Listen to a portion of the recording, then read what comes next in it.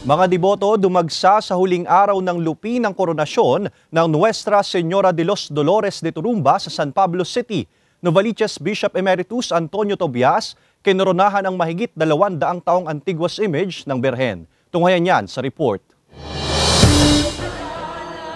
Dinagsa ng mga deboto noong linggo ang huling araw ng lupi ng koronasyon ng Nuestra Señora de los Dolores de Turumba sa Cathedral Parish of St. Paul I Hermit sa San Pablo City, Laguna. Hudyat ng pagtatapos ng maringal na pagdiriwang ng Pontifical Coronation ng Birhen. Matatandaang noong September 15, ginawaran ng canonical coronation ang larawan ng Birhen ng Turumba na natagpuan noong 1788 sa Lawa, ang kauna-unahang canonically crowned Marian image sa buong Diocese of San Pablo at Lalawigan ng Laguna.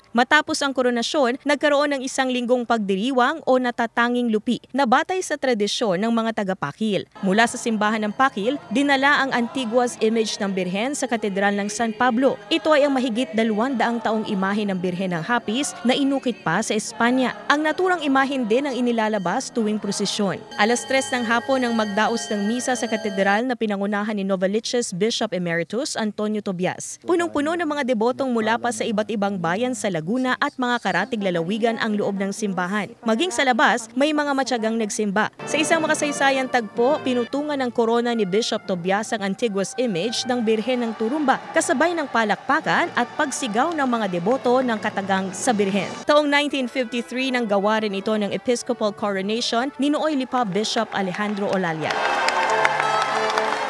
Dapat maging malinaw na mayroon lamang iisang koronasyon na naganap. Ang naganap sa katedral ay extension lamang ng naganap noon sa Pakil.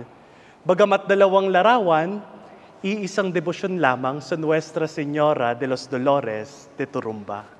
Matapos ang misa, napuno rin ng mga deboto ang kahabaan ng J.P. Rizal Avenue sa lungsod sa isinagawang Turumba Procession. Buong galak pa rin silang sumasayaw, umaawit at sumisigaw ng katagang sa Birhen bilang pagpapakita ng kanilang masidhing debosyon sa mahal na Birhen ng Turumba. Kilala ang debosyon bilang longest religious festival in the Philippines. Ivy Saunargasang, Balitang Southern Tagalog.